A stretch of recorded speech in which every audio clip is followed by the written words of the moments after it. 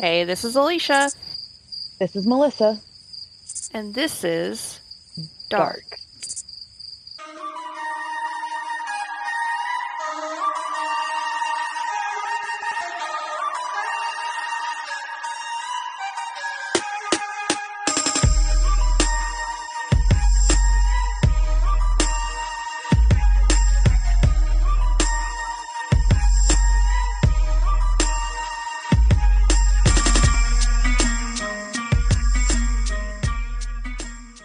I don't even know how to start sometimes. It's like, do we just We go? just started. There you go. There we I go. don't even know how to do this time.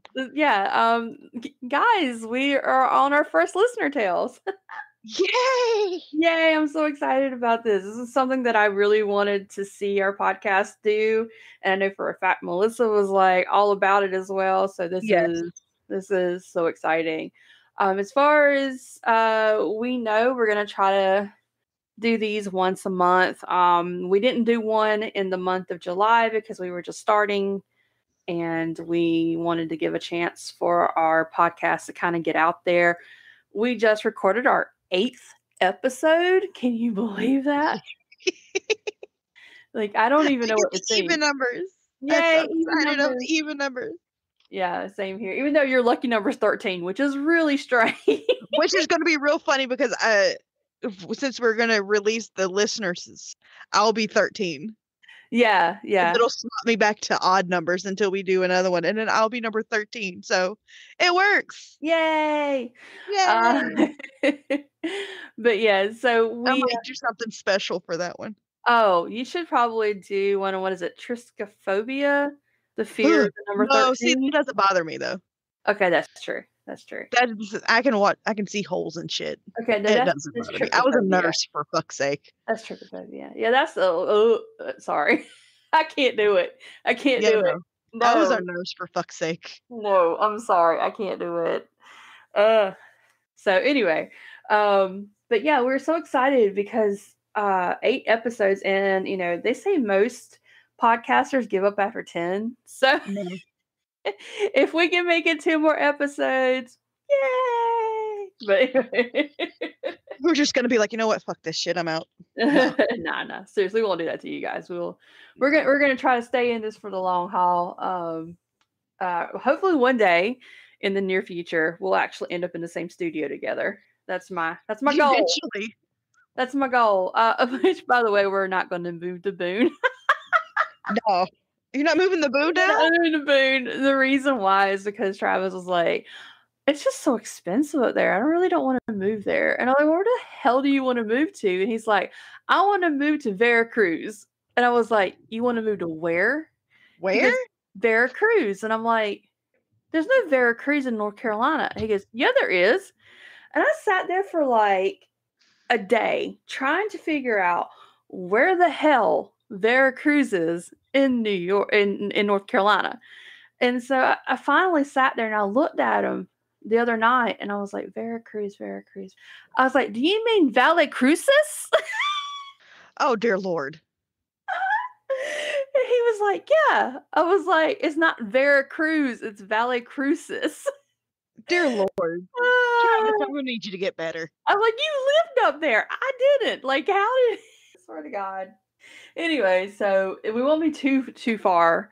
It's only like a 20-minute ride up the mountain going towards Boone. So it won't be too much farther away from you.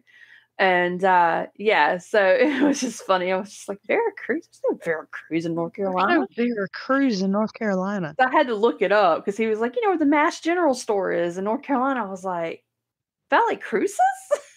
Dear Lord.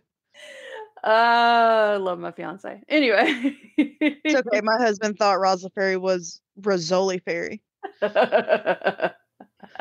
Rutherfordton. He still can't say chervil, right? I don't think any of us can.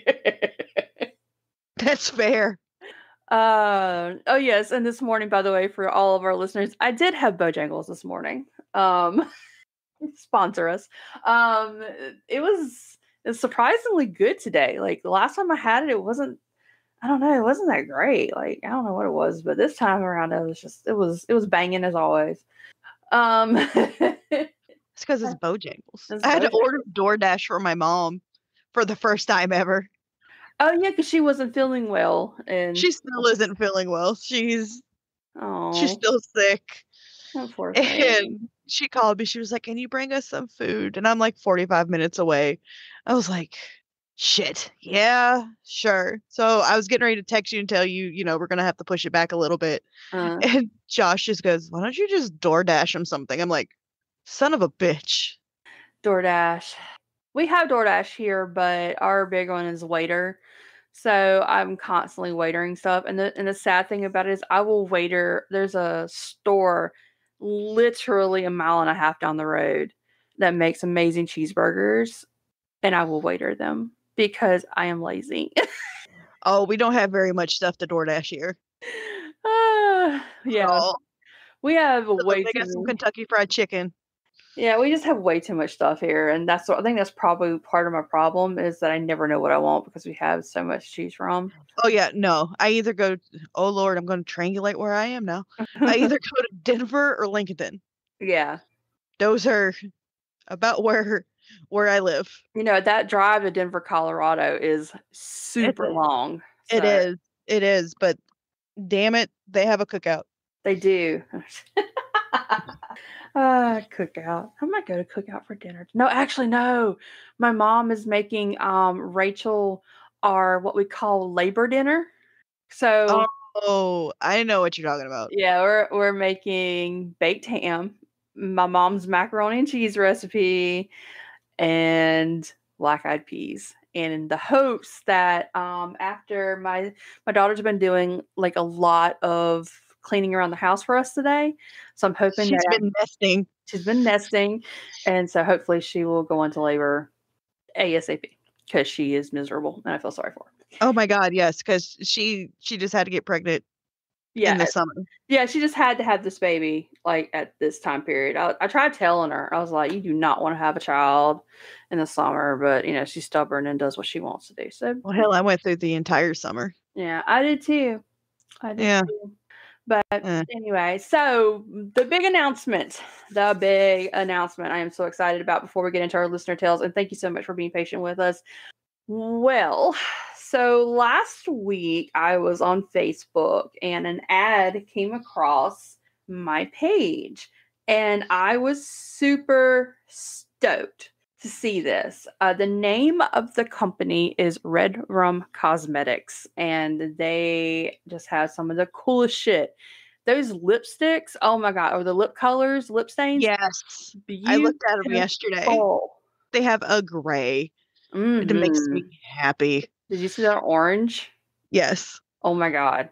So pretty. And I was like, so many ideas came flooding in my brain of like the color mixtures and different things that I'm going to be able to do with them. So I'm super excited to give them a try. So I reached out to their Instagram and I was like, hey, so you guys are kind of awesome. Would you guys like to partner up maybe and, help each other out? And they were like, absolutely. So we are excited to announce a partnership with Red Rum Cosmetics. I am so excited. Her name is Chris. I don't want to butcher this. Let me look something real quick because, I'm a horrible person with names. Like I don't remember shit when it comes to names. Damn it. I know, right? It's me. I do this all the time. Like you can introduce yourself and I'd be like, "Oh, so your name is Mark." No, it's Max. Oh, okay. And then later on I'd be like, "Hey, Mark." And no, it's still Max. Christina Luciana. Yeah, Christina. That's it. I knew it was Christina. I was like, I didn't want to do the without it being in there. I just looked it up. So my apologies, Christina. But she is super, super, super sweet. We've been talking over Instagram for the past week, and she and I have a lot of similar ideals when it comes to murders and serial killers and different things like that. When I say that I'm a fan and I use those air bunnies very lightly, What I mean is, I don't actually mean that I think that they're an amazing human being by No, they're any. fucking crazy, but they're interesting as shit. Yeah, exactly. I do not think that they are, and I try not to humanize serial killers because they are monsters. They are the scum of the earth. Um, but they are fascinating. And from a psychology mind point, because that was what I studied, psychologically, they're fascinating to me because I never understand how one person can break the cycle of what is considered humane and decide that it's time to kill somebody. Yeah. Um, so we were discussing that, and she said, one of her biggest issues was that a lot of people seem to humanize serial killers or killers in general. And so we have the same kind of ideals that we do believe that serial killers and anybody who decides to take a life, purposely, is definitely the lowest form of human being. They are not even really human, in my opinion. But one of the things that she is working with is the ability to try to start helping with cold cases. And as we all know, there are hundreds of thousands of cold cases all over the United States that have yet to be solved. And unfortunately, a lot of times they get put to the back burner because a new case comes about and they have more resources or time or more efforts that they can put into these current cases instead of some of the colder cases. But I'm glad to see that a lot of police departments and detective agencies around the United States are building more cold case units to be able to take care of these crimes. So one of the things that I wanted to do in partnership with Red Rum Cosmetics was once a month, I would like to feature a cold case about, it could be anything as far as, but mostly focusing on the victims, focusing on their families, trying to get as much information out about these cases in hopes that maybe we can get some extra tips or information coming into these task force and police departments that are working these crimes. So that was that whenever we started discussing, cold cases, she's actually working with a lady right now who is huge into the cold case community, and we're going to be trying to work with her and try to get some information on some of the cold cases that really need our attention. So that's my really exciting point. And so my next story is actually going to be a cold case story, and it's going to be South Carolina's biggest cold case story that has not been solved. And so that's what I'm going to be doing next week in conjunction with our partnership with Red Room Cosmetics. So yeah, I'm excited. Yay! Yay! So that's our big announcement. Super stoked, super excited to have them. I will be mid-rolling an ad for them with a coupon code for you guys. So please make sure you listen for that. Yeah, coupons. Dear Lord, we're one of those people now. Yeah, coupons. So be sure to listen for that. I'm really excited that we have them working with us in conjunction with the cold cases across the country because those are important. We definitely need to get those solved. So, Melissa. Yeah. I'm going to let you go first on our very first. Why am I going first? I like even numbers. Oh, okay. Sorry. I'll go first then. There you go. Okay. I'm superstitious. I like the even numbers. Okay. Except for 13. That's true. That's true. Except for 13, which is funny because my lucky number is odd numbers. 3, 33, and 27. 13. What you gonna Lucky number 13. Yeah. So this story comes from Candace, who lives in New York. And Candace, when she sent me this, I nearly fell out of my seat because I had a very similar experience to this when I was 17 years old. So I can kind of relate to her feelings and her kind of creepiness of what happened to her. But this is what she said. I was visiting New York for the first time with her now husband, and they were staying with his I'll read it directly as it is. I was staying with his brother and family, and we slept in the guest room, and in the middle of the night I woke up to use the bathroom. When I stepped into the hall, I felt like someone was right behind me, but turned to find that there was no one there. I chalked that up to being tired from the 13-hour drive and made my way down the hall. When I came back into the bedroom, I felt weird, like someone was watching me, but again, I was tired, so I cuddled up next to my husband and drifted back to sleep. I dreamed that I was being held down by a man whose face I couldn't see. He was holding my arms and pressing me into the bed, which just kept sinking. I was trying to Nope. fight, but I had no strength, trying to scream and had no voice. My eyes flew open. It was just after dawn, so the room wasn't as dark, and as I shifted my gaze, I saw him standing there beside the bed. Well, the shape of him anyway. I was looking at No. a thick shadow, a tall man wearing a newsboy style hat. Nope. Nope. Nope.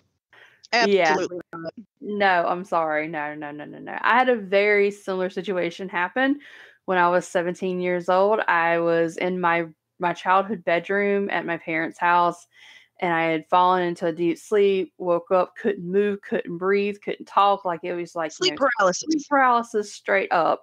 And as I looked, my gaze like went to the right of me. I saw a man standing with a hat, shadow figure with a hat. Nope. So she said, I could feel him looking at me, and I moved my foot to my husband's leg just under the covers. I don't know if I was trying to wake him or just to know that if I was awake or still dreaming. Stop, I said in my mind, stop it, please. The figure moved closer and then disappeared. Later that morning, my sister in law asked me how I slept, and I lied and told her that I was fine.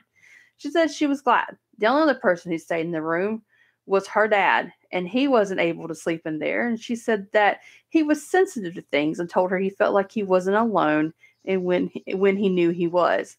It wasn't until years later when I was watching some ghost documentary and heard a story about shadow people that I realized what I experienced. It still terrifies me to this day to think about it, and thankfully my in-laws no longer live in that house. Nope. Nope. No. No. See. And then Mm-mm. because she sent this to me, and I was like, "Oh my god, you saw the Hat Man." Not the Hat Man. And she See? was like, "What?" No. Apparently, she didn't know that was a thing, and so I explained it to her. I was like, "Yeah, that's a widely known shadow man that people either see in sleep paralysis or in their nightmares, or they can wake up and see him standing at the end of the bed or in their room." Thank God I've never had sleep paralysis. Oh my god, I'm so glad you've never had it. Nope. It is the scariest thing in the world. I've had it happen a handful of times, usually whenever I'm in such a deep sleep. Especially that's the reason why I don't take any type of pain medications anymore, because every time I take like hydrocodone, like after I have like, surgery or like dental work or whatever, they try to give it to me and I'm like, no, because it literally gives me sleep paralysis and night terrors. I can't do it. No. So thank you, Candace, for sending that in. I Thank really you. appreciate it. Thank you so much for listening to our podcast, too. That is amazing. And I will switch it now over to you. So I'm gonna tell you one of my ghost stories, or probably two of my ghost stories. Okay. This one is a happy one Okay. that involves my grandfather. Um, I was very, very close to my grandfather, and he passed away when I was 13. So that was in 1999. And when I get really, really stressed out, I have dreams of him. And it's always the same dream. We're on a pier because we always like to fish together. Never catch anything, but I tell him, what I'm freaking out over. He gives me advice, and then I wake up and I feel better. Simple, simple as that.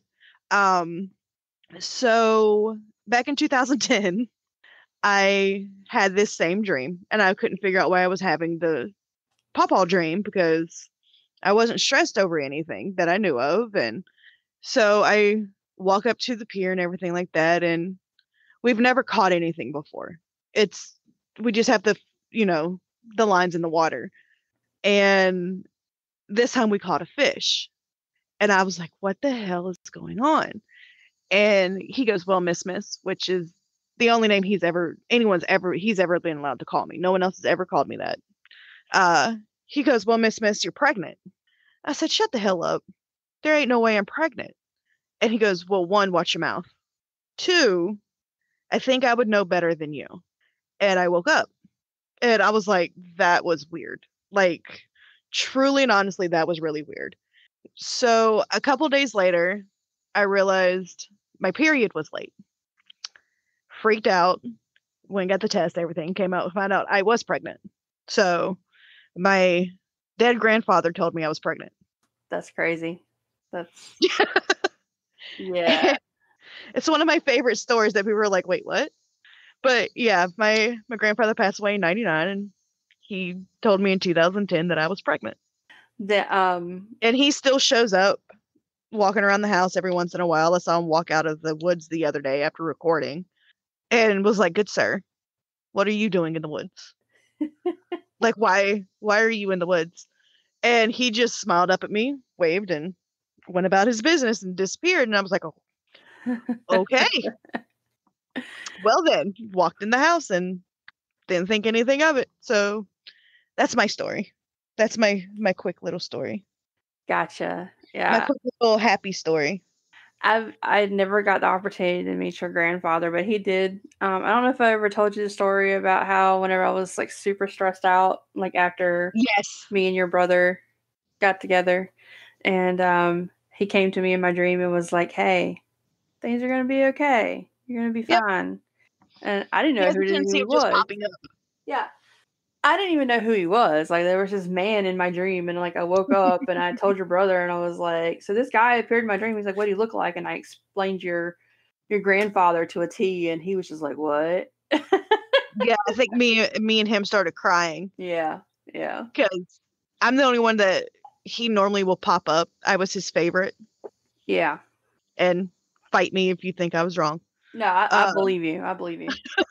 so him popping up in someone else's dream was kind of weird. Yeah, And we still smell Old Spice is what he used to wear, and so yeah. he still pops up every once in a while. Dom has seen him, That's so and that cool was that fun. he's still around and still looks out for you guys and everything. So that's awesome.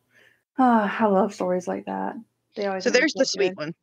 The next one's not going to be so sweet. Yeah.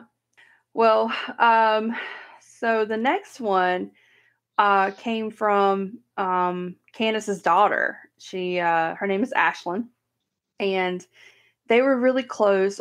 Candace was really close to her grandmother. Like I remember her telling me in this conversation that she was really close to her grandmother, and that her kids never really had a chance to really get to know her because she passed away before they could really get to know him.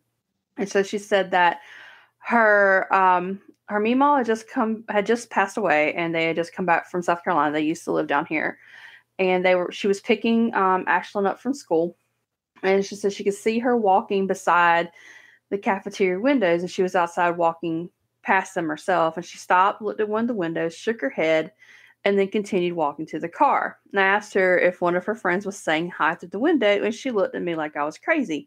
No, I was talking to that lady. I asked, what lady? The lunch lady? No, she said, the lady who was walking with me. There was no lady, and she was alone. I asked her what the lady looked like, and she described a short, older lady like a teacher. Asked her, asked what she said, and Ashlyn told me that she had said hi, and then told her she heard about Meemaw. Then the lady told her, you know, Meemaw's in heaven, right? She can still see you, and she still loves you very much. Ashlyn said then that she stopped, looked at the lady, shook her head, and the lady said, the lady must have walked away because she was gone. My child had no inclination that this wasn't a real person, and then there was no person there at all. An angel, a spirit, her imagination, I guess we'll never know. So that kind of ties into your story as well, you know, Aw. that our loved ones never really go anywhere. They do. I mean, I still believe that, you know, people move on. But I do believe that they can come Sometimes back. they stick around. Yeah. And just, you know, just to make sure that you're still okay and that everything is, you know, good, and that you're just to let you know that everything's going to be all right. true crime fanatics. Want to look that is drop dead gorgeous? Dark Podcast is excited to partner with Red Rum Cosmetics. From lip colors to full coverage makeup and even cool as hell merch, Red Rum Cosmetics has it all. I personally have been speaking with the owner of Red Rum, and not only are they amazing as they can be, they also have a special place for cold cases. In partnership with Red Rum Cosmetics, one podcast episode a month will feature a cold case that has not been solved, and maybe you can help by listening and giving tips that can solve a case. Our listeners are getting 20% off their first purchase with code DROPDEADGORGEOUS at checkout. Thank you to Red Rum Cosmetics for their part in helping solve cold cases and for our partnership to bring awareness to these cases. So, yeah. So this one actually comes from Aubrey. Okay. Okay. Living in Michigan across from a thick patch of woods, there were houses on the property, but not near the street/corner where this happened. I was around 7 or 8, and back then I would sleep until 2 or 3 in the morning, be awake for 2 hours, then go back to sleep. My room also had a window seat thing where I could sit and just look out the window. So little me is sitting at the window just looking out into the night, watching the stars and lightning bugs when movement in the trees drew my attention. I look over and see what looks like a man walking out of the woods, followed by a few other people. Around 10 or 11 people walked out of the woods and were standing just next to the road. They were just kind of standing there, talking to each other. A couple were hugging and just acting odd for it being 2 o'clock in the morning. For some reason, the woods across the street had gotten foggy. Not really like normal fog, but more like hazy. Sort of like when you just wake up and your eyes are all blurry. That's what the people kind of looked like. I'm just sitting and watching people for a good 20 minutes before I realized that my breath is sort of fogging up the window. Now, this was summer in Michigan. There's no reason why any type of fog should be on my window. Summers in Michigan are hot all day, and it doesn't cool off enough to cause fog or any type of haze. I watched the people for a few more minutes before they seemingly just walked back into the woods and disappeared on the tree line. Not disappeared into the tree line as though they walked out of sight, but disappears as they just vanished. Poof, no sign, no proof or sign that they'd been there at all. The fog was gone, the misty window was normal. The next morning I decided it was a dream. I wasn't scared or traumatized or anything. Fast forward several years, I was older and got into plane crashes and aviation accidents that I learned that back in the 70s a small plane had crashed in the town I had been staying in. There were 10 people on board. A flight flying from Flint, Michigan to Detroit, Michigan was when visibility problems caused the plane to go down. All 10 people and the pilot were killed on impact. There were photos of the passengers that were involved. There wasn't anything special about them that made them stand out until I got to one of the pilot's photos. I recognized the pilot but couldn't remember where I'd seen him. It wasn't until I looked up from the map where the crash happened that I realized that their plane crashed across from the home I was staying at. The pilot was the first person to walk out of the woods. The others had been the passengers. They stopped when they got to the road because in the 70s the road wasn't there. It was a pretty long stream. Those woods have been since cleared to make room for housing, but I always wonder if those people are still reliving their fateful night or if the clearing of the woods had finally allowed them to leave. Wow. I don't know what it is about like plane crash stories that I've she got deep into them. She got so deep into them. Yeah, I mean I've heard so many stories about locations where planes have crashed and you can literally see the passengers walking through the woods and or walking in fields and things like that. So that in itself is always interests me. Well, she got so deep into it one night, she saw what looked like a man dressed in like a pilot's uniform in her room. Gotcha. And kind of decided at that point, might want to lay off the plane crashers for a little bit. Yeah, probably a good idea. So this one kind of, one thing that I cannot wait to get into is the story of the Cecil Hotel. Because the Cecil Hotel to me is definitely a hotbed of paranormal and also a hotbed of true crime. And a lot of times I do think the two kind of go in hand. So I really am excited to one day cover that. But It's going to be a long episode. That is going to be a very long episode. We might have to do it in a 2-parter. Because there's so much to it. But this story actually comes from one of my good friends. Her name is DJ. She goes by DJ, but her name is Danielle. So Danielle says, I was living in Los Angeles about 5 years ago. And I was not very familiar with the area when I first moved there. A lot of friends had told me not to go into certain areas, that, if you went in there, there's a possibility that you may not make it out alive. And they were not kidding. They were very serious about this. And I tried my best to listen to them and tried not to, go into certain areas. But one day I had an interview for a, I think she said it. Hold on, I'm reading it wrong. I had an interview as a housekeeper. I didn't realize at the time that it was for the Cecil Hotel. They were in the middle of rebranding, and they weren't going to be using the name Cecil Hotel for half of the hotel anymore. And I had no idea that these two were related. So I took the bus to downtown LA. And immediately when I got off, I felt like the area was completely wrong. It felt like, that feeling whenever something is just super heavy on your chest. That was how it felt the entire time I was in downtown LA near the Cecil Hotel. There were homeless people everywhere. There were people, you could literally just watch drug deals going down right in front of you. It was a mess. Hold on one second. I gotta clear. I didn't think our listeners wanted to hear that. Anyway, so I was considering just standing there and waiting for the next bus so that way I could go home, because did not want to deal with this. But I also needed a job because LA is expensive. I already had one job, did not pay enough, and this would have been perfect for my schedule.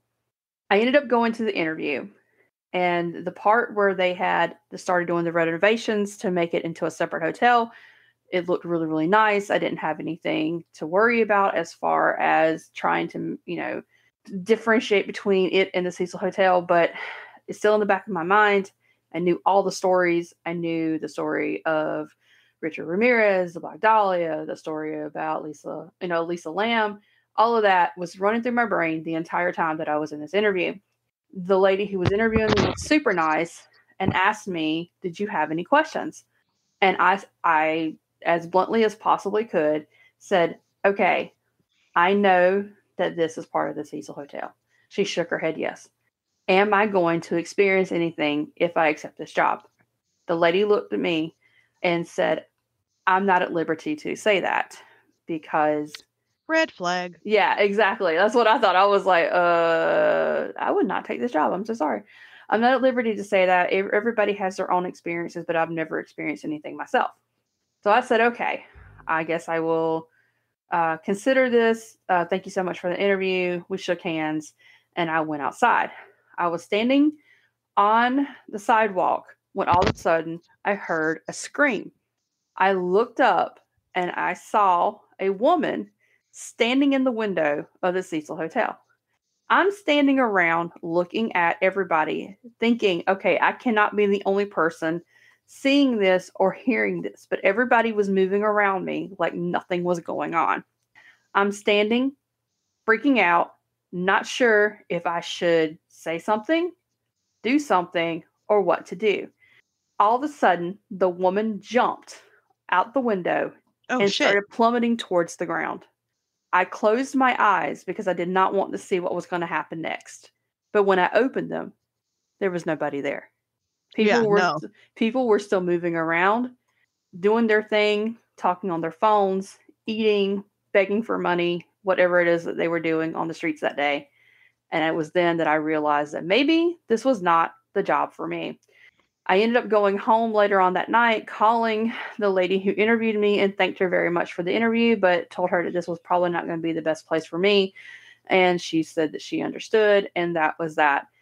Ever since then, I think about the times when I almost worked at the Cecil Hotel, and so glad that I never did, because I can imagine the rest of the shit that I would have had to see. Thank you so much for allowing me to share this. You guys are doing such a great job, and I am so glad that I had a place to share this. You guys keep rocking it. Danielle. Oh, no. No. I read that and I was like, is this real? Like, because I was like, did this really happen? She's like, oh yeah. She's like, I was so scared. She's like, my heart was racing. I didn't know what to do. I couldn't breathe. I didn't know if I should like grab somebody on the street and say, hey, are you seeing this? This lady's about to jump. And then there was nothing. Yeah, no. Yeah. I'm good. So yeah, that was her story about almost working at the Cecil Hotel and the lady who pretty much kept her from working there. I bet that was probably Well, thank like, you, ma'am. yeah, it was probably this lady was probably like, hey, you don't want this job, and let me show you why. So yeah, So, no, no. Our last story is another one of mine. And pick 1 through 3. Because I'm going between 3 stories. Well, I know you love even numbers, so 2. Okay. So Dom and Josh were sick with the flu one night. And being the good mom and mother, I went to go get them some Thermoflu, some orange juice, soup, whatever they needed. Right. And I live in the woods. I'm completely surrounded by the woods, except for like my driveway is the only way in and out of my house. Other than that, it's nothing but woods. So I was backing out of the driveway, and for some reason, I had backed down the driveway, so I was going to go up the driveway forward, which is pretty unusual for me. Normally, I just back out. And I turned on the headlights, and there was this little girl just standing in the middle of my driveway. No, thank you. I was like, okay. Thinking that maybe one of the neighbor's kids was like crossing my yard. Mm-hmm. And I had caught them because she was standing so still. Like, like when you freeze, like when they tell you don't move, they can't see you. Right. It was like that. Like she was frozen. So I was getting ready to get out of the car to see what the hell was going on. And she turned and looked at me, screamed, ran at my car, and then as soon as she hit my car, she disappeared. Oh, hell no. It wasn't just like it didn't move my car an inch when she hit my car, and she hit my car full force. She just poof, nope, gone. No. And I sat in my car, said, all right, well then, that's something that just happened. Drove out of my driveway, came home. The next day, we've mentioned that I'm Wiccan. Mm-hmm. We both are. Mm-hmm. So the next day, me and Dom walked around the house and put up protection spell jars all around the house. I do not blame you. Because that was traumatizing. Oh, yeah. Because it wasn't a black-eyed kid. Because, well, thank God for that. We aren't going there with them. Fuck them kids. Yeah. But her eyes were like that gray color that you see in like horror movies when there's a dead body. The one where they kind of like lose their color because they're kind of like that milky gray color. Yeah. That was her eyes. Ew. And she just screamed and ran at my car. No, thank you. And I could still hear her scream. No, I'm good. I'm good. It was, nope. No, I'm good. Yeah, there's just something about the woods. Like, I can't wait to tell you, because I grew up on a farm. Yeah. And so I'm going to have some pretty fucked up farm stories that to this day, like me and my mom were talking about it the other day about the things that we've experienced on the farm. And I've never really actually come out and told her any of the stories of the things that I've experienced, but finally I did. And she was just like, oh my God, I did too. And I was like, what? Mom, you're supposed to tell me these things. I've been thinking that I was just losing my mind this entire time, and you were doing it too. So, but yeah, no. Ghost kids scared the shit out of me. Yeah. because you never know if they're actually like ghost kids or demons. Well, picture it running at your car and just poof, No, gone. no, And she was in like a white dress, like a white like nightgown. yeah, yeah. Fuck that. Sorry, I just Mm-mm. no. I don't, like I said, I don't deal well with ghost kids, and I definitely don't deal with them just poofing out of nowhere. They did. She just gone. uh, And, yeah, uh. yeah. So, yeah, no. Sorry, I'm my brain is imagining this happening, and it's fucking with No. me. Yeah, so now every time like we have backup cameras in our car now, Mm-hmm. I'm terrified that I'm just gonna turn my car on, put it in reverse, and I'm gonna see this little bitch again. Oh God, no, that would be. Because I Ooh, get up so early, like I get up before the sun does. yeah, So backing up out of my driveway, I never look in my backup camera. yeah. I always look at my mirrors because I'm like, mm-mm. This bitch pops up in my rear view camera. I'm just gonna go back to bed. You're like, okay, you know what? I'm gonna call my boss and be like, look, today's not a good day. Today is not the day. Yeah, no. But and the funny thing about it is like when in my brain, I imagine her like running, and then whenever you see like things poof on like TV, like it leaves like behind like the gray smoke and everything. That's like how my brain. Yeah, no, there was nothing. Nothing. She just hit my car and was gone. No, No poof of smoke, no poof of ash. that's Just too much. hit my car and disappeared. No, thank you. I'm okay with it. I would prefer not to see that myself. Yeah, I prefer not to see it again. No, no, thank you. Ah, all right. Awesome sauce. Thank you guys so much for sharing those amazing stories with us. Thank you, Melissa, for sharing yours as well. I mean, I know we've got millions of stories that we could tell. Yeah, I was Um, going in between 3, yeah. So but that one's actually probably the scarier of the 3. Though the other 2 ain't for bitches. no, the Cecil Hotel one still got me. Like I was just like, girl, no, no, thank you. I could Um, do a bonus story if you want me to. sure. Okay. So I've said it before, me and Aubrey go camping every year. Yeah. We went to Ohio 2 years ago, and we went to Ohio State Reformatory. And there is a story, which I'll probably get into when I do Ohio State, but this man burnt himself alive in Mhm. one of the Mhm. cells. And so me and Aubrey, being who we are, went looking for this thing.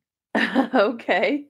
We've already been scared by like one of the dudes that works there because we we go into the chapel and we're taking pictures, and all of a sudden the door opens by itself Right. and we hear footsteps, and we're like, what the fuck is happening? And we're looking at each other like, are you seeing this? And then some dude just pops his head in and was like, we're closing in an hour. We're like, you bastard. Thanks for Thank scaring the you. shit out of us. Yes. So we find this cell, and instantly my stomach drops. I don't have a very good feeling at all. Right. Um, and we walk past it, and Aubrey has to literally drag me back past it because you can only go one way to get on and off of this tier. And all of a sudden, there's a fence that covers the tier so you can't like fall over because it's on like the second or third floor. And this fence just starts shaking and sounds like someone's beating it. And I Mm. haul ass. And I was like, it was a pigeon. Like it wasn't a pigeon because there was no pigeons around. So she Right. swears up and down to this day it was a pigeon. Me, on the other hand, I don't think it was a pigeon. I think it was someone telling us to get the hell out of there. Right. Yeah. It's Yeah. probably like, you should probably not be in here. Yeah. Yeah. And we left. We left right after that happened Yeah. because just, mm-mm. Good old pigeons. Fucking pigeon. Pigeon scared us too in the chapel. We heard flapping and we were trying to figure out what the hell it was, and it just like dive bombed us. Yeah, I'm not a big fan of of pigeons. I'm not a big fan of seagulls. I'm not a big fan of birds, Me neither. especially seagulls. You know my Especially fear of seagulls. seagulls. Oh, well, you're gonna love this then. About 6 months after Travis and I started dating, me and him took his kids to go walk on the beach one day, and his son thought it was gonna be hilarious to throw crackers in the air. No, it's Yeah, not funny. that's not funny. To this day, and one of them pooped on me, of course, because they're assholes. So yeah. Fuck seagulls. Fuck birds. Yes. So, Birds. Yeah. thank you guys for listening. Thank you so much. You guys are amazing. If you guys want to send in your listener tales, they can be anything from true crime to spoopy, or sometimes just to say hey. Let me tell you a story. You can send it to darkpodcastemail@gmail.com. You can also find us on Instagram, Facebook, and Twitter at Dark Podcast US. Don't forget that we are now also on Anchor if you listen to your podcast on Anchor, and also anywhere that you find your podcast. Thank you so much to all of our amazing listeners and the ones who definitely send in their stories, because you guys are, Rock cream of the stars. crop, rock stars in your own right. You're a rock star. Get your game on. Go play. Hey now. But thank you again so much to Red Rum Cosmetics for your partnership with us. We hope we do you proud. And as always, you guys do us a favor. Stay out of the dark. Bye. Bye.